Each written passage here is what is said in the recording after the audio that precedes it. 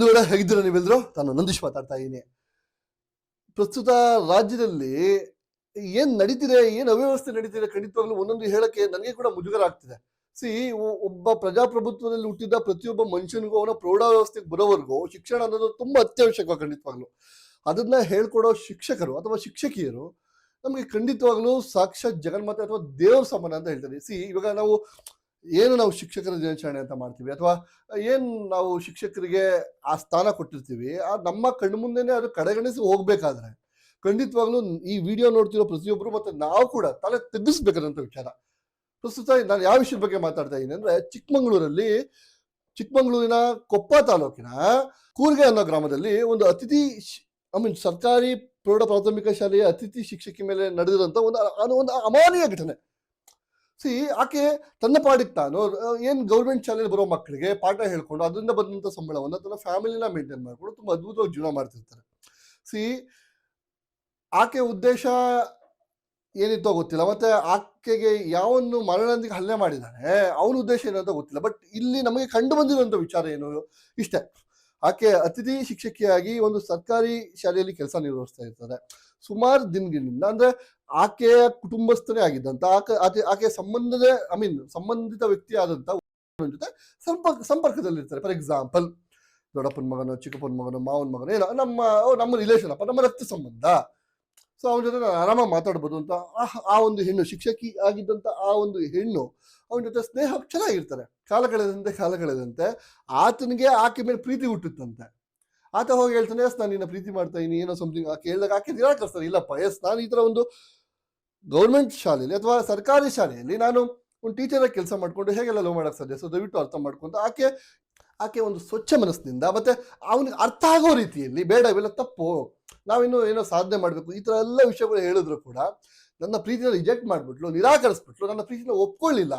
ಈ ಎಲ್ಲ ಅಂಶಗಳನ್ನ ಮನಸ್ಸಲ್ಲಿ ಇಟ್ಕೊಂಡು ಆಕೆ ಆ ಸರ್ಕಾರಿ ಶಾಲೆ ಪಾಠಗಳನ್ನ ಮುಗಿಸಿ ಮನೆಗೆ ಬರುವಂತ ಸಮಯದಲ್ಲಿ ಆಕೆ ಹತ್ರ ನೈಸಾಗಿ ಮಾತಾಡಿ, ಸಮಾಧಾನವಾಗಿ ಮಾತಾಡಿ, ಆಕೆನ ಮರಳು ಮಾಡಿ ಯಾರು ನಿರ್ಜನ ಪ್ರದೇಶಕ್ಕೆ ಕರ್ಕೊಂಡು ಹೋಗಿ ಆಕೆನ ಮರಕ್ಕೆ ಕಟ್ಟಾಕಿ, ಇದರಲ್ಲಿ ಇನ್ನೊಂದು ವಿಷಯ ಹೇಳಬೇಕು, ಆಕೆನ ನಗ್ನಗೊಳಿಸಿ ಆಕೆನ ಅರವತ್ತಲೆ ಮಾಡಿ ಆತ ತಿಳಿಸ್ತಾನೆ ಅಂದ್ರೆ ಖಂಡಿತ ಅವನ ವಿಕೃತಿ ಮನಸ್ಸು ಎಂಥದ್ದಾಗಿದೆ. ನಾವು ತಿಳ್ಕೋಬೇಕಾಗಿರೋ ವಿಷಯ, ನಮ್ಮನ್ನ ಉದ್ಧಾರ ಮಾಡುವಂತಹ ಅಥವಾ ನಮಗೆ ನಾವು ಪ್ರೌಢ ವ್ಯವಸ್ಥೆಗೆ ಬರೋವರೆಗೂ ನಮ್ಮನ್ನ ಕೇರ್ ಮಾಡುವಂತಹ, ನಮ್ಗೆ ಎಲ್ಲ ಆಗು ಹೋಗುಗಳನ್ನ ತಿದ್ದಿ ನಮ್ಮನ್ನ ಒಳ್ಳೆ ಮಾರ್ಗ ಸನ್ನಡತೆಯಲ್ಲಿ ನಡೆಸುವಂತ ಒಬ್ಬ ಶಾಲಾ ಶಿಕ್ಷಕಿಗೆ ನಮ್ಮ ಕೈಲಿ ರಕ್ಷಣೆ ಕೊಡಕ್ ಆಗ್ತಿಲ್ಲ ಅಂತಂದ್ರೆ ನೀವೆಲ್ಲ ಏನ್ ಮಾಡ್ತಾ ಇದೀವಿ ಇಲ್ಲಿ?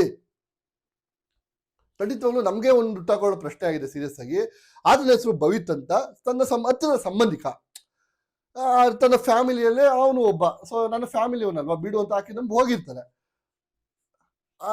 ಒಂದು ಫ್ಯಾಮಿಲಿ ಒಂದು ಅಟ್ರಾಕ್ಷನ್ ಅಲ್ಲಿ ಅವನನ್ನ ಮಿಸ್ಯೂಸ್ ಮಾಡ್ಕೊಂಡು ಆಕೆಗೆ ಒಂದು ಅರವತ್ತನೆ ಮಾಡಿ ಆಕೆನ ತಿಳಿಸ್ತಾನೆ ಅಂತಂದ್ರೆ ಅದ್ರ ಬಗ್ಗೆ ಏನ್ ಮಾತಾಡ್ಬೇಕು ಅಂತಾನೆ ಗೊತ್ತಾಗ್ತಿಲ್ಲ. ಖಂಡಿತವಾಗ್ಲು ಏನೋ ಸದ್ಯಕ್ಕೆ ಅದೃಷ್ಟವಶ ಆಕೆ ಕಿರ್ಚ್ಕೊಂಡಿದ್ದ ಚೀರಿದ್ರಿಂದ ಅಕ್ಕಪಕ್ಕ ಸುತ್ತ ಯಾರು ಜನಗಳಿದ್ರು ಓಡಾಡೋರು ಅಥವಾ ಅಕ್ಕಪಕ್ಕ ಯಾರ್ಯಾರಿದ್ರು ಸ್ಥಳೀಯರು ಆಕೆ ನಮ್ಮನ್ನು ಕಾಪಾಡ್ಕೊಂಡಿದ್ದಾರೆ. ಆಕೆ ಗಂಭೀರವಾದ ಗಾಯ ಆಗಿದೆ. ಸದ್ಯದ ಆ ಶಿಕ್ಷಕಿ ಪರಿಸ್ಥಿತಿ ಶಿವಮೊಗ್ಗದ ಮೆಗ್ಗಾ ಆಸ್ಪತ್ರೆಯಲ್ಲಿ ಆಕೆ ಅಡ್ಮಿಟ್ ಆಗಿ ಚಿಕಿತ್ಸೆನ ಪಡ್ಕೊಳ್ತಾ ಇರ್ತಾರೆ. ಖಂಡಿತವಾಗ್ಲು ಈಗಾಗಲೇ ಭವಿತನನ್ನ ಕಸ್ಟಡಿಗೆ ತಗೊಂಡು ಅಥವಾ ಪೊಲೀಸರು ವಶಕ್ಕೆ ತಗೊಂಡು ಅಧಿಕಾರಿಗಳು ಏನೇನ್ ಮಾಡಬೇಕು, ಮುಂದಿನ ವ್ಯವಸ್ಥೆನ ಏನ್ ಶಿಕ್ಷೆ ಆಗ್ಬೇಕು ಅದನ್ನ ವ್ಯವಸ್ಥೆ ಮಾಡ್ತಿದ್ದಾರೆ. ಖಂಡಿತವಾಗ್ಲು ಇಲ್ಲಿ ನಾನು ಸಮಾಜಕ್ಕೆ ಅಥವಾ ನಮಗೆ ಒಂದು ಪ್ರಶ್ನೆ ಮಾಡ್ಕೊಳ್ಳುವಂತ ವಿಷಯ, ಸಮಾಜದಲ್ಲಿ ಒಂದು ಉನ್ನತ ಹುದ್ದೆಯಲ್ಲಿದ್ದು ಆ ಸಂತ್ರಸ್ತೆ ಹೆಣ್ಣು ಮಗಳಿಗೆ ರಕ್ಷಣೆ ಇಲ್ಲದೆ ಇರೋದು, ನಾಳೆ ದಿನ ನಮ್ಮ ಮನೆ ಹೆಣ್ಣು ಮಕ್ಕಳು ಅಥವಾ ಅಕ್ಕ ತಂಗಿರು ಓಡಾಡ್ಬೇಕಾದ್ರೆ ಹೇಗೆ? ಇತ್ತೀಚಿನ ದಿನಗಳಲ್ಲಿ ತುಂಬಾ ನೋಡ್ತಾ ಇದ್ದೀರಾ, ರೇಪ್ಗಳಾಗಿರ್ಬೋದು, ಕಳ್ಳತನ ಆಗಿರ್ಬೋದು, ಸುಮಾರು ನಡೀತಾ ಇದೆ. ಇವಕ್ಕೆಲ್ಲ ಕಡಿವಾಣ ಯಾವಾಗ? ಹಾಗಂತ ನಾನು ಪೊಲೀಸ್ ಅಧಿಕಾರಿಗಳದ್ದು ತಪ್ಪು ಅಂತ ಹೇಳ್ತಾ ಇಲ್ಲ, ಸರ್ಕಾರದ್ದು ತಪ್ಪು ಅಂತ ಹೇಳ್ತಾ ಇಲ್ಲ. ನನ್ನ ಉದ್ದೇಶ ನಮ್ಮ ಸುತ್ತಮುತ್ತಲಿನ ಪರಿಸರ ವ್ಯವಸ್ಥೆ ಸರಿ ಹೋಗ್ಬೇಕು ಅಂತ ಅಂದಾಗ ಮೊದಲು ನಾವೆಲ್ಲ ಸರಿ ಹೋಗ್ಬೇಕಲ್ವಾ? ಯಾರೋ ಒಬ್ರು ಸೌಂಡ್ ಮಾಡೋದ್ರಿಂದ ಇವೆಲ್ಲ ನಡೆಯಲ್ಲ. ಖಂಡಿತವಾಗ್ಲು ಪ್ರತಿಯೊಬ್ಬರು ಸೌಂಡ್ ಮಾಡಬೇಕು. ನಮ್ಮ ಸುತ್ತಮುತ್ತಲಿನ ಹೆಣ್ಮಕ್ಳನ್ನ ನಮ್ಮ ಮನೆ ಹೆಣ್ಮಕ್ಳು ಅಂತ ಕಾಪಾಡ್ಕೊಂಡಾಗ ಹೇಗೆ ಇವೆಲ್ಲ ನಡೆಯಕ್ಕೆ ಸಾಧ್ಯ ಆಗುತ್ತೆ ಹೇಳಿ? ಕಾನೂನು ಪ್ರಕಾರ ಆತನಿಗೆ ಏನ್ ಶಿಕ್ಷೆ ಆಗ್ಬೇಕು ಆಗುತ್ತೆ, ಅದ್ರ ಬಗ್ಗೆ ನಾವು ಮಾತಾಡೋ ಅವಶ್ಯಕತೆ ಇಲ್ಲ. ಅದಕ್ಕೆಲ್ಲ ಕಾನೂನಿದೆ. ಬಾಬಾ ಸಾಹೇಬ್ ಅಂಬೇಡ್ಕರ್ ಸರ್ ಏನ್ ಬರೆದಿದ್ದಾರೆ ಅದ್ರ ಬಗ್ಗೆ ಅದರ ಕಟ್ಟುನಿಟ್ಟು ಪಾಡುಗಳಲ್ಲಿ ಅದು ನಡೆಯುತ್ತೆ. ಸೊ ಆಕೆ ಸಂತ್ರಸ್ತೆ ಇವಾಗ ಮೆಗ್ಗಾ ಆಸ್ಪತ್ರೆಯಲ್ಲಿ ಚಿಕಿತ್ಸೆನ ಪಡ್ಕೊತಿರ್ತಾರೆ ಖಂಡಿತವಾಗ್ಲೂ.